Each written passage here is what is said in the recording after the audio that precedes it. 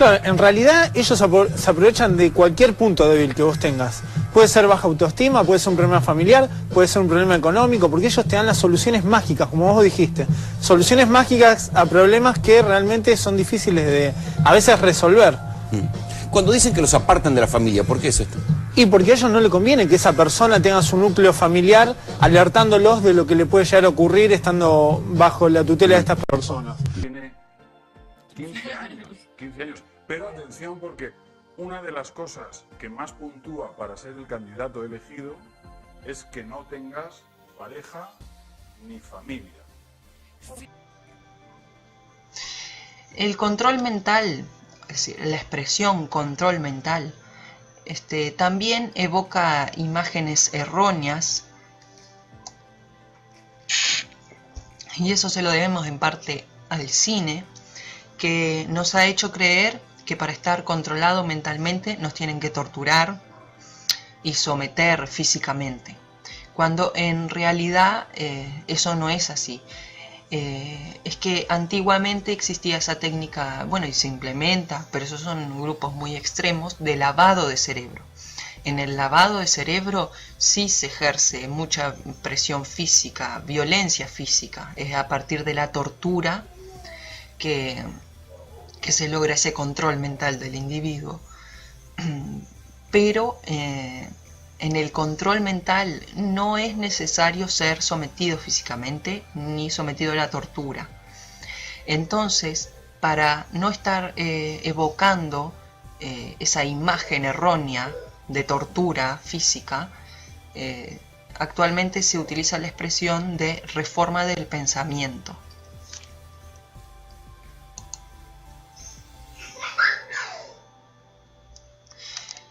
¿Y qué es el control mental o la reforma del pensamiento? Y puede ser entendido como un sistema de influencias que desbarata la identidad del individuo, creencias, comportamientos, forma de pensar y emociones, y la reemplaza por una nueva. En la mayoría de los casos, esta nueva identidad es de tal naturaleza que la identidad original la rechazaría con todas sus fuerzas. Existen numerosas técnicas de control mental.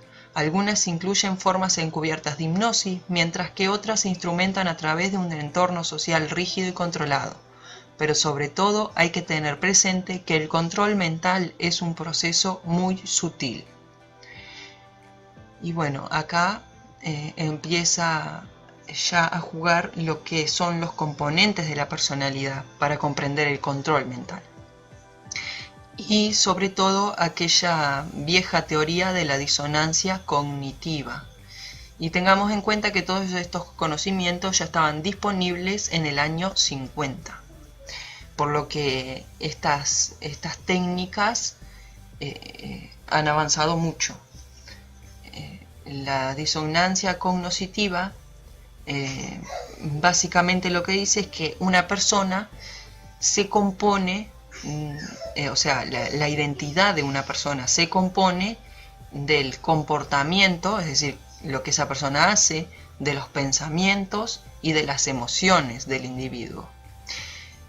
Y que cada vez que uno de esos tres factores se ve alterado o modificado, por la razón que sea, los otros dos factores se van a alterar también para encontrar el equilibrio y disminuir la disonancia. Ahí está el experimento de del doctor Leon Festinger en el 1950. Yo lo compartí en un video anterior donde explican claramente cómo es que funciona la disonancia cognitiva. Y todos los grupos totalísticos se aprovechan de manera alevosa de este mecanismo, que en realidad es un mecanismo de defensa natural que tenemos todos los seres humanos. Todos los seres humanos nos manejamos con disonancia cognitiva, en mayor o en menor medida. En algún punto siempre aparece, para todos.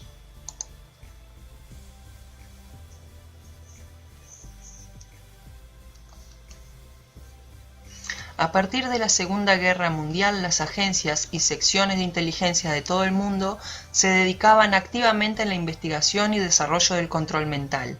La CIA admite que a principios de los años 50 realizó experimentos con drogas, electroshocks e hipnosis bajo el nombre en clave de MK-Ultra.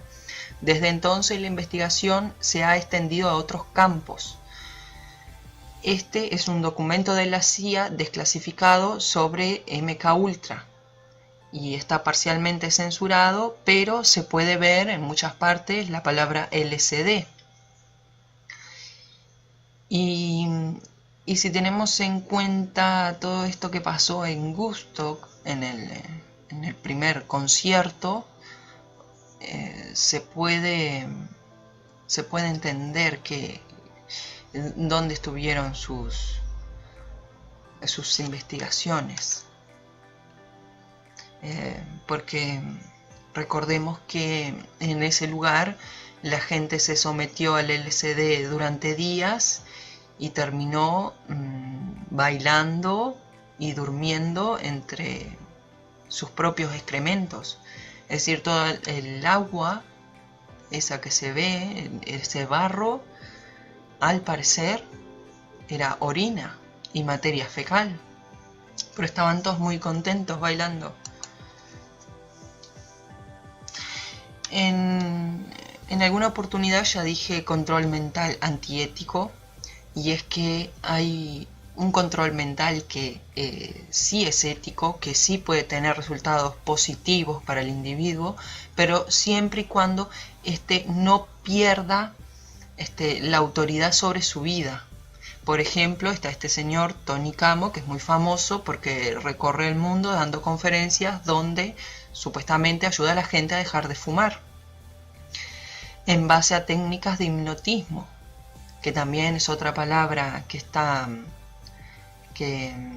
ha sido corrompida o difamada. En realidad, para entender el hipnotismo de la actualidad hay que hablar de trance, porque no es necesario concentrar la mirada fijamente y que muevan un reloj enfrente tuyo para estar en un estado hipnótico.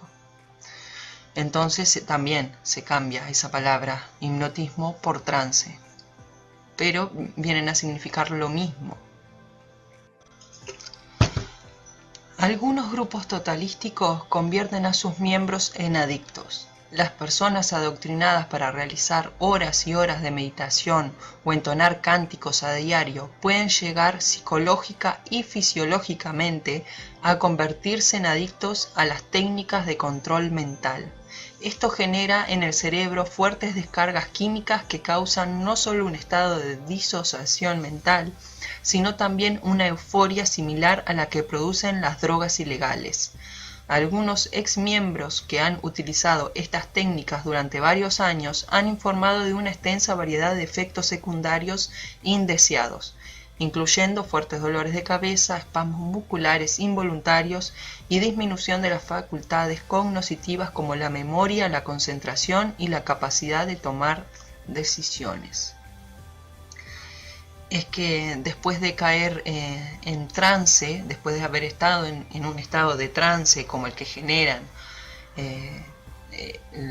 la meditación, largas horas de meditación y todo esto que se describió, también se te afecta la capacidad de raciocinio. Eso está comprobado por estudios psicológicos actuales, porque tengamos en cuenta que todas estas técnicas que se venden de meditación en realidad fueron extraídas de una cultura que las ideó cuando no había a su alrededor nada más que naturaleza. Hoy en día meditamos en un centro, en un gimnasio, en un centro de yoga, y cuando salimos de ese lugar no continuamos con esa paz que había en el salón. sino que comenzamos a ser bombardeados por la propaganda inherente de las ciudades y por todo el estímulo del entorno y por la información exagerada. Entonces es algo que hay que tener muy en cuenta, está bien meditar, porque hay que tener en cuenta que uno no va a estar en el mismo estado de conciencia cuando termine esa meditación. Va a estar mucho más vulnerable al entorno. Y ese es el peligro. Y de eso es lo que se aprovechan estos manipuladores que implementan estas técnicas de meditación y concentración.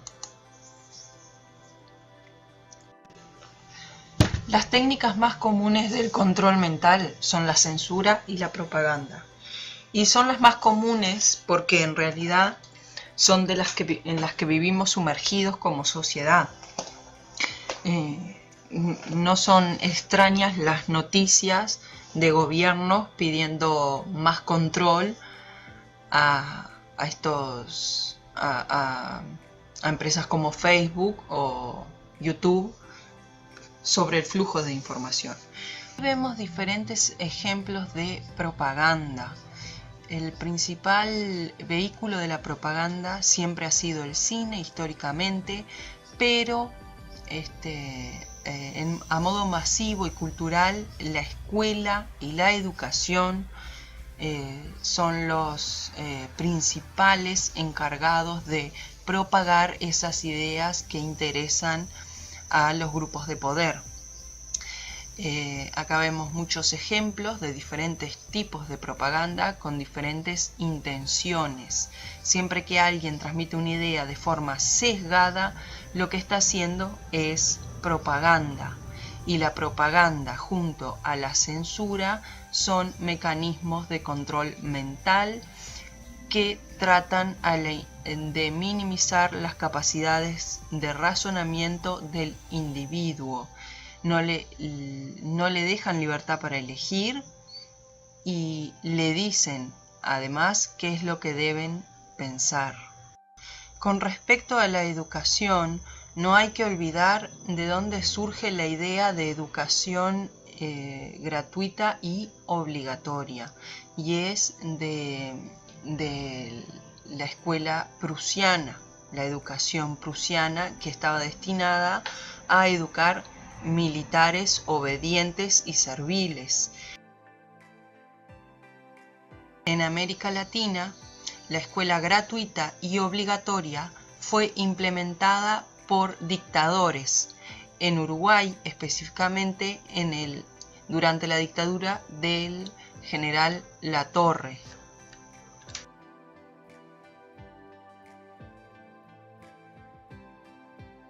Lo que les voy a comentar y lo que voy a hablar no es una estructura teórica solamente. No es un marco teórico de lo que está pasando y de lo que pudo haber estado estructurado desde hace mucho tiempo. Es básicamente lo que hoy todos estamos viviendo, visto desde otra manera. Es un testimonio en donde yo les voy a compartir todo aquello que tanto las universidades, algunas lamentablemente las pontificias, universidades católicas de nuestros países y otras universidades estatales lo conocen como los famosos posgrados de género o todo lo que tiene que ver las estructuras políticas de género. ¿Cuál fue el resultado? Condicionar el entorno por medio de presiones sociales y psicológicas concentradas en los jóvenes y en los padres. ¿Cómo se hace esto? Se trabajan talleres que se convoca desde las Naciones Unidas. Yo voy a dar desde el área que más trabajaba, que era el área de los maestros. Entonces yo convoco a unos 200, 300 maestros para establecer la nueva política educativa en materia de salud sexual reproductiva. Se trabaja todo a base de dinámicas, de ejercicios grupales, de terapias grupales, más o menos todo lo que tiene que ver con trabajo desde lo personal, para debilitarte hacia la toma de decisiones en función de la decisión grupal. The experiment you'll be taking part in today involves the perception of lengths of lines. As you can see here, I have a number of cards, and on each card there are several lines.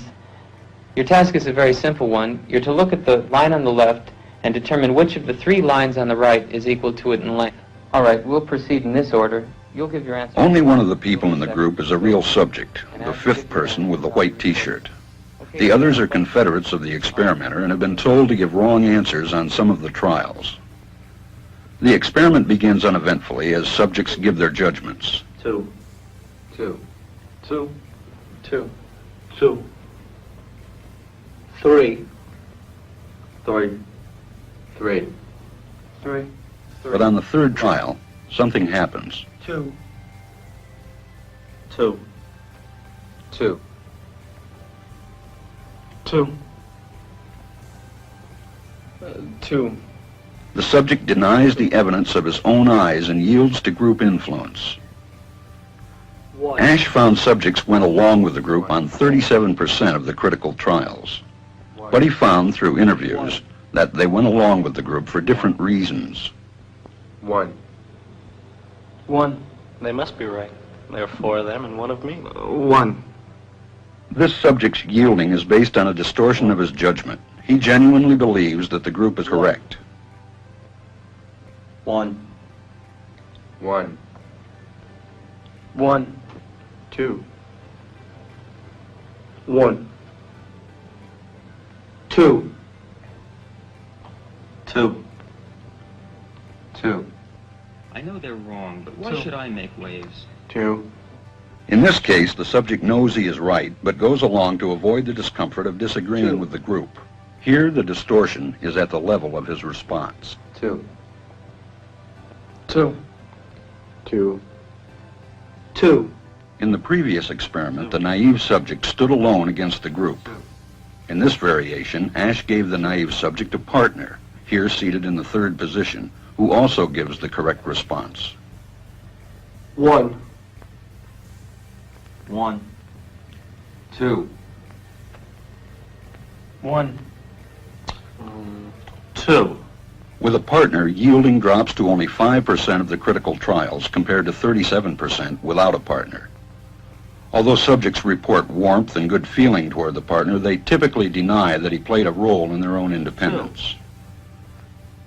The partnership variation shows that much of the power of the group came not merely from its numbers, but from the unanimity of its opposition. When that unanimity is punctured, the group's power is greatly reduced. Sometimes we go along with the group because what they say convinces us they are right. This is called informational conformity. But sometimes we conform because we are apprehensive that the group will disapprove if we are deviant. This is called normative conformity. The strength of the normative factor is shown in another variation carried out by Ash. In this variation, the subject is told that because he had arrived late, he would have to write his answers.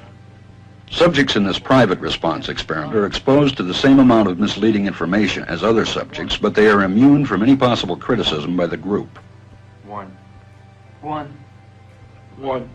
And this enormously reduces the pressure to conform. Conformity drops by 2/3. Ash's experiment is a classic. It reveals how people will deny what they see and submit to group pressure. It allows us not only to observe conformity, but to study the conditions that increase or reduce its occurrence. Cojo los maestros, vengo y traigo a la super experta, PhD, doctora, 80 libros, habla no sé cuántos lenguajes, bien especializada de Alemania, y la presento tal cual para poder darle exposición a los maestros. La primera dinámica que propone esta super experta es traer a 2 lesbianas frente al público y se les pide simplemente observan y van a percibir sus sensaciones y emociones. Esa es la pregunta y ese es el punto de partida de la dinámica. Entran las lesbianas, se quedan mirando, se acarician, se besan y se van. La pregunta de la super experta es ¿cómo se sintieron? Y empiezan unos que sí, que me da igual, mira, cada uno tiene derecho, otro que dice no, me parece horroroso, o sea, no estoy de acuerdo, por favor, ¿cómo es posible que nos hagan esto? Yo venía a otro taller y todo. A todos los que protestaron, les digo, por favor, levanten la mano quienes no están de acuerdo o no les pareció bien o se sintieron mal o se incomodaron con esta dinámica. Levantan la mano, gracias, bajen la mano, por favor, y les digo, ustedes deberían ir al psicólogo. Tienen un problema moral. Ustedes tienen todavía problemas de carácter interno que resolver porque están influenciados por cuestiones religiosas, de derecha, y todo lo que ustedes piensan va a evitar el desarrollo de nuestros países. En el evento van a haber muchas cosas de este tipo, por lo tanto decidan si se quedan o se van. Yo les puedo recomendar tomar un taller de gestáltica que les permita vivir su sexualidad, porque a lo mejor lo que tienen es una sexualidad reprimida, porque el 50% de varones ya ha tenido tendencias homosexuales y el 30% de mujeres también las vive todos los días. Eso lo dice el estudio hecho en X y Z, y por lo tanto ustedes están dentro de ese marco. Agachan la mayoría de la cabeza, hay 2 que 3 valientes que se mantienen y pelean, pero el resto mutis. ¿Por qué? Porque lo dice la súper experta. Y así es como empiezan a trabajar todo el control natal, eso ya lo hemos visto, ¿no? ¿A vos te parece que este caso se encuadra en estos fenómenos de coaching coercitivo, de sectas? Sí, por supuesto, utilizan la destrucción clásica que utilizan los grupos sectarios. Y como vos decías, como hay un vacío legal, actúan libremente e impunemente. ¿Se trata de triturar la voluntad de la gente? Por supuesto, triturarlo para lograrle sacar todo, inclusive apartarlo de sus seres queridos. El movimiento psicológico del potencial humano comenzó a experimentar con procedimientos orientados a dirigir la dinámica individual y de grupos. Estas técnicas se desarrollaron con los mejores propósitos, hacer que las personas superaran sus trabas mentales y desarrollaran su auténtica personalidad. Bueno, esto vendría a ser un relato de cómo comenzó todo esto del control mental antiético, que habría comenzado siendo control mental ético, es decir, técnicas dirigidas a mejorar la calidad de vida de las personas sin que éstas perdieran su autonomía. Pero rápidamente, bueno, como toda nueva oportunidad atrae a nuevos oportunistas, fueron distorsionadas estas ideas e implementadas por los grupos totalísticos que estaban instaurados y serían la base de todo nuevo grupo totalístico que surgiera. Aunque yo dudo mucho de la bondad de estas técnicas originalmente, porque todos los experimentos sociológicos de la época que se ven no están implementados o dirigidos a que la persona se autosupere, sino que simplemente revelan nuestra parte más mecánica o nuestra naturaleza más básica y terminan siendo una burla. El caballero en el ascensor es un candidato. El señor de camisa blanca, la señora y otro miembro más de nuestro grupo mirarán la pared. Usted verá como el señor en el abrigo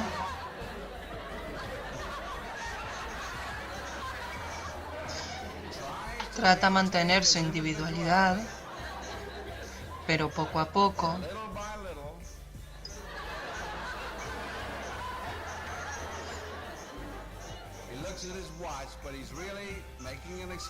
mira su reloj, pero solo está buscando una excusa para girar un poco más hacia la pared.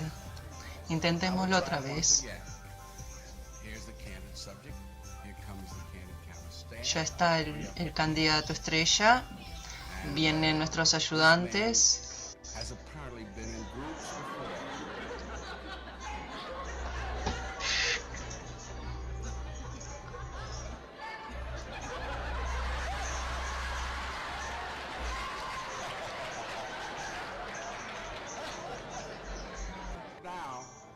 Ahora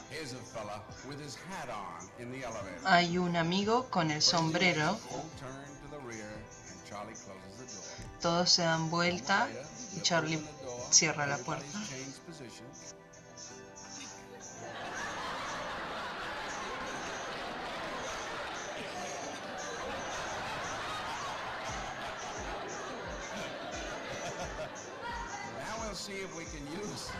Ahora veamos si podemos usar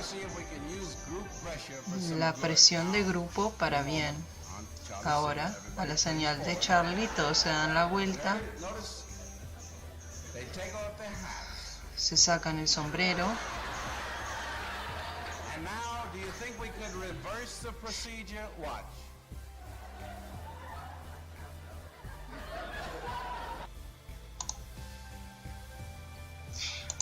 Bien, la programación neurolingüística es el uso de la palabra y de la imagen a veces también para ejercer este control mental. Una técnica de estos de terapia grupal que se solía implementar en esta época ya era conocida como la silla caliente, que consiste en cuando alguien se sienta en el medio de un círculo de personas y todas las personas comienzan a señalarles cuáles son sus defectos y sus errores. Eso estaría dirigido supuestamente a fortalecer la identidad del individuo, pero en realidad lo que hace es desmoronar a la persona. Pero para poder llegar a esto, ¿qué nos piden? ¿Qué es lo contradictorio? Me hablan de progreso, pero ¿qué me están pidiendo? Para yo poder entrar dentro de ese progreso de la mujer, de ese concepto de progreso, tengo que renunciar a mi esencia femenina. Cuidado digas que eres dulce, que eres tierna, que te encantan los hijos, porque no entras dentro de ese parámetro. Tienes que ser dura, tienes que ser fuerte, te anulan tu feminidad, te anulan tus emociones. Tú no puedes llorar y para eso te ejercitan, para eso te forman, para eso te ponen en campos de formación en donde te hablan de tus mayores debilidades. Hay una dinámica que se llama la silla eléctrica. En esta dinámica de la silla eléctrica, donde formamos lideresas para que puedan enfrentar el campo social, ponemos un círculo y cada una tiene que sentarse en esa silla y en esa silla te tienen que decir todos los campos negativos que tú tienes, lo que yo percibo de negativo de ti. Y la que está al frente tiene que evitar enojarse y dar respuestas totalmente frías a cómo puede establecer una estrategia para vencer esa debilidad. Hay mujeres que hasta lloran y automáticamente lo que te dicen es, mira, tú no sirves. Si vas a ponerte a llorar como niña, como bebita, es mejor que ni pienses estar frente de ningún grupo. Tú para revolucionaria no sirves, tú para feminista no sirves, y así que es mejor que lo pienses. Si te quedas, tienes que ser fuerte y dura para enfrentar la batalla, y si no, te vas. Así te forman. Te forman para poder mirar al otro sin tener miedo, aunque sepas que por dentro te estás muriendo. Las fobias o los miedos son otra gran estrategia de control.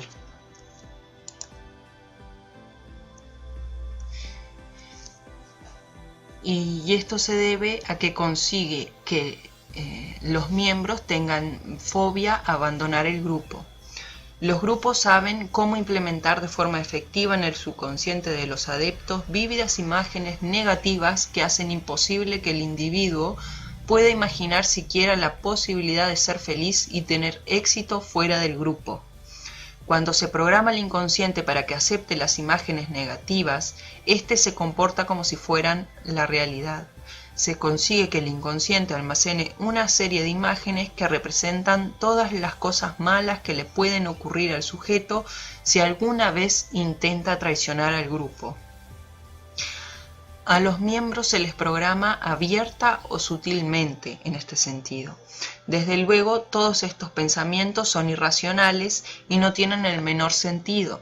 Sin embargo, la mayoría de las fobias son irracionales. En muchos casos las fobias inducidas están tan bien ideadas e implementadas que la gente ni siquiera sabe que existen.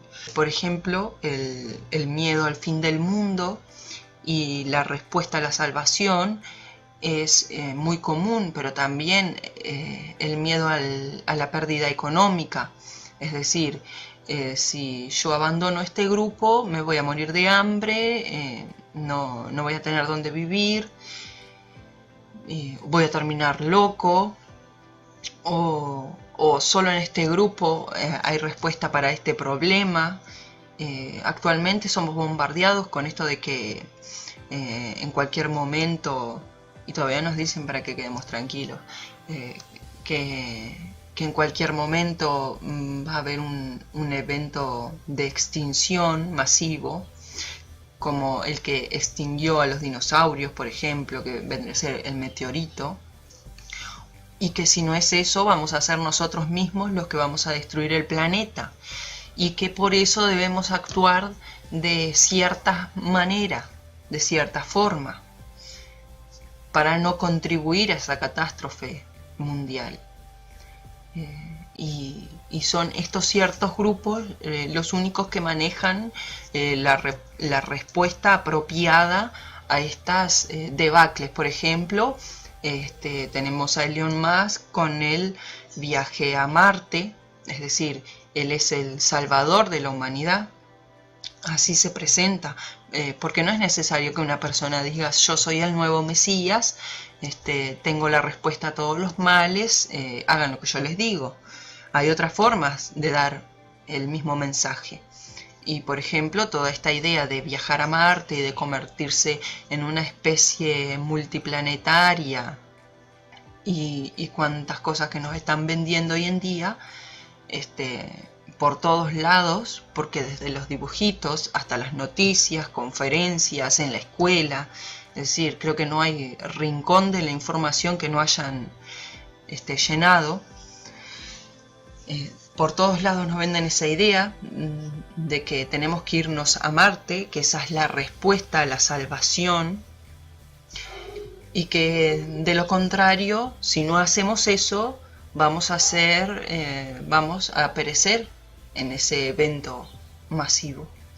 Y si no, aparecen estas organizaciones medioambientales que nos dicen que estamos destruyendo al planeta, aunque ninguno de nosotros tenga petrolera o ni siquiera un auto. O sea, somos responsables, al parecer, del calentamiento global. Y supuestamente no serían las fábricas, sino nosotros mismos. Y nos muestran también imágenes de un futuro desolador, o si no de ríos y arroyos contaminados y cosas así. Todo para que les demos dinero y comencemos a vivir según sus parámetros.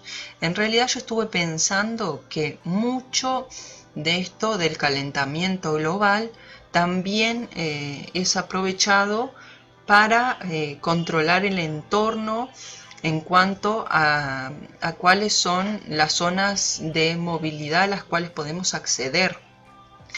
Porque si limitamos el transporte de las personas, limitamos su capacidad de trasladarse y exploración. Y actualmente uno de los proyectos que tienen este tipo de organizaciones medioambientales es que las personas no anden más en autos, sino que anden en bicicleta o en trenes que te van a dejar en la estación programada, y más allá de eso no te van a llevar. Y bueno, y entiendo que es mi opinión que en este sentido están dirigidas, aparte de provocar el pánico en las personas y el sentimiento de culpa, que son las dos grandes estrategias del control mental, también limitar el entorno, que también es otra estrategia del control mental.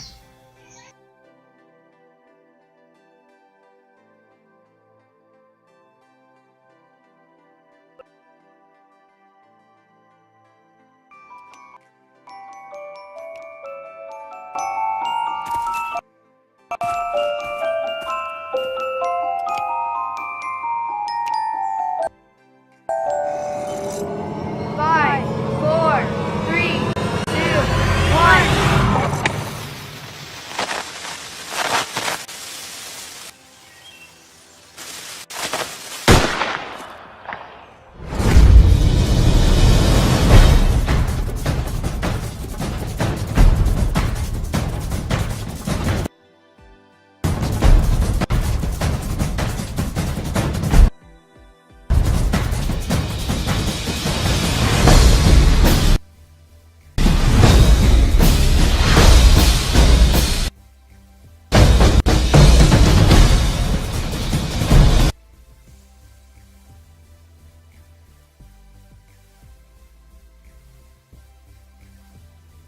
Hay muchas formas diferentes para atraer a la gente a un grupo que utiliza el control mental. Dado que estos grupos buscan deliberadamente a personas que son inteligentes, tienen talento y triunfan, los propios miembros resultan muy persuasivos y seductores para los nuevos. El simple número de miembros comprometidos y sinceros que el recién llegado conoce es probablemente mucho más atrayente para el posible converso que cualquier doctrina o proyecto. Los grandes grupos dan sobrada prueba de que saben entrenar muy bien a sus vendedores. Adoctrinan para que solo muestren los aspectos favorables de la organización. Se les enseña a suprimir cualquier sentimiento negativo que tengan sobre el grupo y que siempre muestren una expresión de felicidad y alegría en su rostro. Y bueno, esto es así. Los grupos totalísticos van a buscar siempre que su imagen visible sean personas exitosas, de gran talento y muy inteligentes. Es lo que tenemos con la iglesia de la Cienciología y con todos estos actores que tenemos por aquí. Estas personajes, siempre los vemos felices, contentos y aparte, en el caso de los personajes, la captación comienza desde que son muy jóvenes. Antes de que terminen el secundario, el liceo, ya están siendo buscados por estas organizaciones para comenzar a ser adoctrinados. Fue becado para participar del campamento que se llevará a cabo en el Centro Espacial y de Cohetes de la Administración Nacional de la Aeronáutica y del Espacio de los Estados Unidos, más conocida como NASA por sus siglas en inglés. Sí, fue un proceso bastante extenso, redactar 2 ensayos, también presentar 3 cartas de recomendación, también tenés que informar, describir una investigación científica que hayas hecho utilizando el método científico. Y además de eso, un dibujo de esos que usan los astronautas y los pilotos en sus hombros.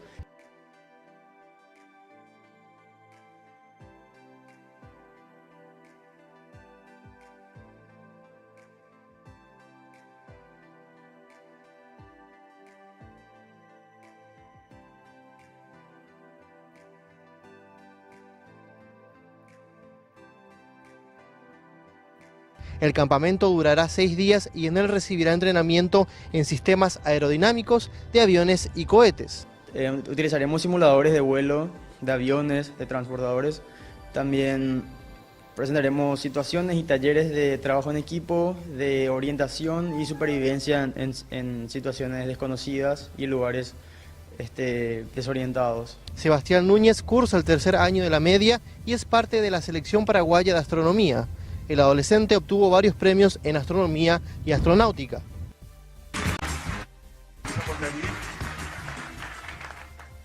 Bueno, Alisa, Cristina, tiene 15. Sí, 15 años. ¿Desde dónde vienes? Soy del Baton Rouge, Louisiana, en los Estados Unidos.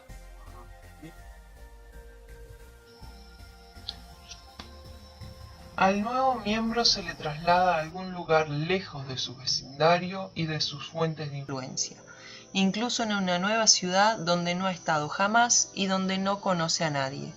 Esto fortalece aún más la dependencia total. ¿Por qué quieres ir a Marte? Cuando tenía 3 años, yo vi algo dibujo ánimos sobre televisión y había esos niños que viajan a Marte y hacen experimentos y cosas, y después yo quería hacer como amigas con esos niños y yo pregunté a mi papá si humanos pueden ir a Marte, si es posible, y después yo quería más información sobre Marte, dibujos, fotos, vídeos, no importa, y eso, yo comencé como eso. ¿Cuándo tuviste tu primer contacto con la NASA? La primera vez fue cuando tenía 7 años. Fui a Alabama, en los Estados Unidos, a un campamento de espacio por la NASA ahí. Y solamente en 4 días yo estudié mucho mucho sobre la historia de espacio, el futuro, Marte, todo, y yo decidí que yo quería practicar y en 2033 estar astronauta y viaje a Marte. ¿Pero por qué en 2033? Es 2033 porque ahora este es el año que ellos piensan humanos pueden ir a Marte.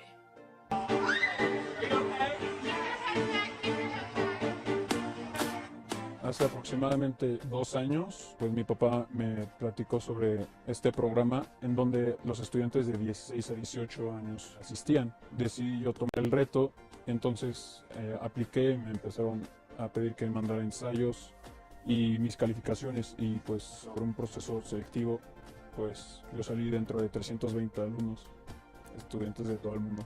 Era en un lugar que se llama Space and Rocket Center en Huntsville, Alabama, y era pues un campamento de todas partes del mundo. Iban niños de 16 a 18 años.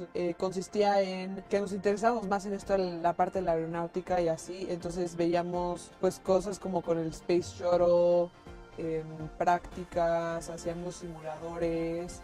Y también vemos un poco de robótica. Sobre todo está enfocado a ser una persona que tiene habilidades de liderazgo y ayudar a que los demás sean líderes para estos 320 otros estudiantes que asistían por primera vez. Es típico que al nuevo miembro se le asignen tareas de proselitismo tan pronto como sea posible. Las investigaciones realizadas en psicología social demuestran que nada afirma tan rápidamente las nuevas creencias como intentar convencer a otros para que las acepten. Buscar nuevos adeptos cristaliza la identidad construida por la secta en un plazo muy breve. Después de unas cuantas semanas de proselitismo y recolección de fondos en el mundo exterior, el miembro es por lo general reenviado a nuevas sesiones de adoctrinamiento. Este ciclo puede repetirse docenas de veces en el transcurso de los años. Cuando el novicio ya ha pasado el tiempo suficiente con los miembros antiguos, llega por fin el día en que se puede confiar en él para que entrene a otros recién llegados. De esta manera, la víctima se convierte en victimaria, con lo que se perpetúa el sistema. Ya sé qué es lo que quiero hacer con mi vida, ya sé que quiero estudiar ingeniería mecatrónica y luego aplicar a la NASA para, pues, si se puede llegar a ser astronauta, porque, pues, me encanta esa idea. No pierdes nada conociendo otras cosas. ¿Y qué tal si es lo que tú quieres hacer por el resto de tu vida? ¿Qué tal si es algo que en realidad te apasiona y todavía no lo sabes? Esta experiencia les puede ayudar mucho a saber cuáles son sus habilidades y sus límites para poder llegar a hacer lo que quieran. Bueno, seguimos con los médicos. Entonces no leen, están manejados por los laboratorios y tienen buena fe, porque todos entramos a la Facultad de Medicina porque teníamos un ideal de hacer el bien a la humanidad, pero en el camino vamos perdiendo el rumbo, porque la universidad es atea, toda la educación es atea, Dios no existe, el único proscripto en el mundo es Dios. ¿Sí? Entonces los que veníamos con un ideal creemos que el hombre es una masa, un cuerpo que hay que meterle cosas, ¿sí? Pero que no hay una vida detrás, un espíritu, alguien que tuvo una misión, que vino a esta tierra para hacer algo y se va a ir cuando tenga decidido él y su circunstancia de seguir o quedarse, ¿sí? Entonces nos van enseñando, nos van sacando, porque lo primero que vemos cuando entramos a la facultad son pedazos de carne, son pedazos de cadáver. Y tenés que soportar con bien estoico tu alma y tu espíritu, soportar 3 años de toda esta porquería para poder ver un paciente, para poder ver una persona. Y después te van llenando y te van doblegando Es importante que sepamos de dónde parten, cómo fue estructurado y quiénes estaban detrás y con qué objetivo lo hicieron. Creo que para poder resumir todo esto y para que todos podamos compartir de una manera mucho más clara aquí hay 3 poderes fundamentales. Un poder económico, que es el que mueve absolutamente todo. Un poder ideológico y político que tiene intereses, tanto eugenésicos como nazis y de gobierno global. Y un interés netamente ideológico hacia la nueva estructuración de unos nuevos procesos culturales y sociales. Mucho dinero de por medio, muchos intereses de poder de por medio, pero una propuesta que ha ido calando en nosotros de una manera asombrosa. Esto de estar de víctima no nos conviene. Ser víctimas y tener miedo no es la estrategia, ¿sí? Tratar de pasar desapercibidos y que no nos vean no es la estrategia. La estrategia es decirle lo que están haciendo, denunciarlos.